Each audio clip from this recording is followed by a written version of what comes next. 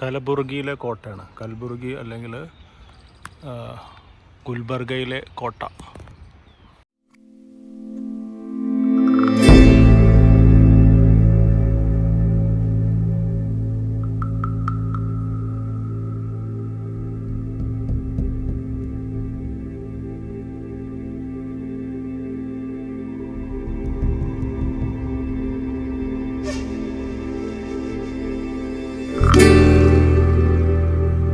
കൽബുർഗി കോട്ട കർണാടകയുടെ വടക്കേ അറ്റത്തായി സ്ഥിതി ചെയ്യുന്ന ഗുൽബർഗയിലെ ഒരു മധ്യകാല നിർമ്മിതി. ഗുൽബർഗ പട്ടണത്തിൻ്റെ പുതിയ പേരാണ് കൽബുർഗി.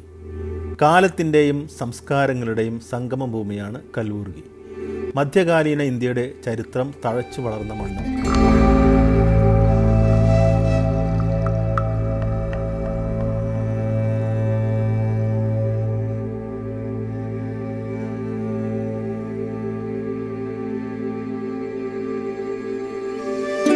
കോട്ടക്കകത്തെ വഴികളിലൂടെ നടക്കുമ്പോൾ ഓരോ ചുമരിലും ഓരോ കഥകൾ പറയാനുണ്ടാവും. രാജവാഴ്ചയുടെ, യുദ്ധങ്ങളുടെ, വിശ്വാസത്തിൻ്റെ കഥകൾ.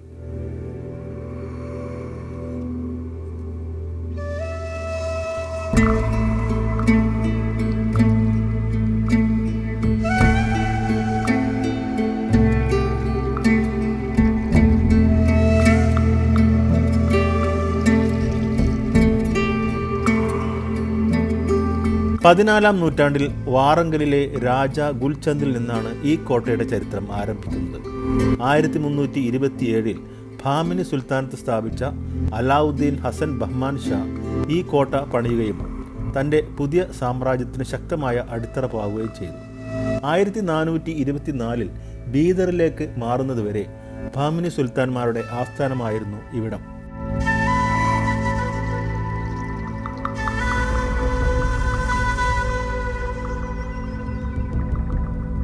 15 ഗോപുരങ്ങളും ചുറ്റും 30 അടി ആഴമുള്ള കിടങ്ങുമുള്ള ഗുൽബർഗ കോട്ട 3 കിലോമീറ്റർ ചുറ്റളവിൽ ഏതാണ്ട് 57 ഏക്കറിൽ പരന്നു കിടക്കുന്നു. തന്ത്രപ്രധാനമായ ഓരോ ഗോപുരങ്ങളിലും പീരങ്കികൾ സ്ഥാപിച്ചിട്ടുണ്ട്. നീളത്തിൽ ലോകത്തെ ഏറ്റവും വലുത് എന്ന് അവകാശപ്പെടാവുന്ന 29 അടി നീളം വരുന്ന പാരാഗാസി ടോപ്പ ഇവിടെയാണ്. ഭാമിനി സുൽത്താനത്ത് പേർഷ്യൻ ഭരണാധികാരികളായിരുന്ന സസാനിയക്കാരുടെ വംശാവലി അവകാശപ്പെട്ടിരുന്നു. അവരുടെ കെട്ടിടങ്ങളിലെ മോട്ടീഫുകൾ, കമാനങ്ങളുടെ അലങ്കാരമായി വരുന്ന ചന്ദ്രക്കല, സസാനിയൻ ചക്രവർത്തിമാരുടെ കിരീടങ്ങളെ അനുസ്മരിപ്പിക്കുന്ന ഡിസ്ക് എന്നിവയെല്ലാം ഈ പാരമ്പര്യത്തിൻ്റെ സൂചനയാണ്.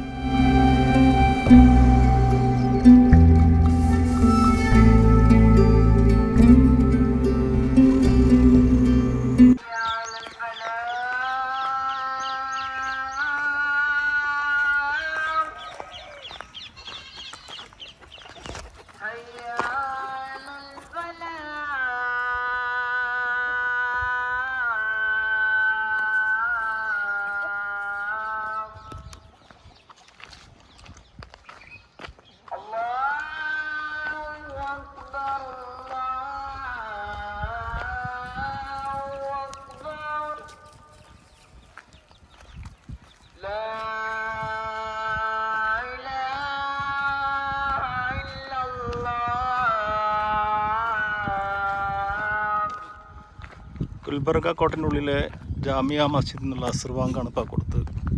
അസ്ർ ബാങ്കാണ് കേട്ടത്. കോട്ടക്കകത്ത് പലയിടങ്ങളിലായി മീസാൻ കല്ലുകളുടെ നിര, പൂർവികരുടെ ഖബറുകൾ.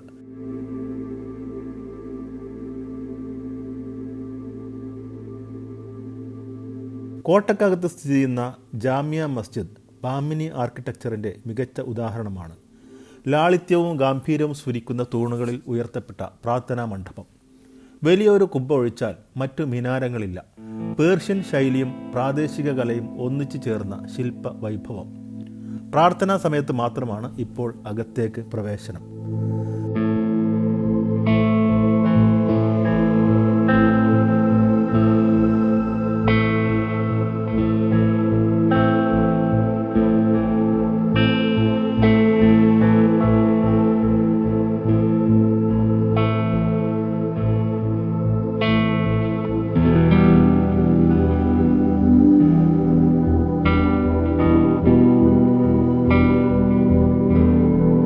കോട്ടയുടെ തന്നെ പല ഭാഗത്തും ആളുകൾ താമസമാക്കിയിട്ടുണ്ട്.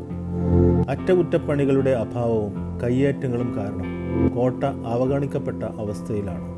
സംരക്ഷിത സ്മാരകമാണെങ്കിലും സംരക്ഷണം പോരാ എന്ന് ബോധ്യമാവുന്നുണ്ട്.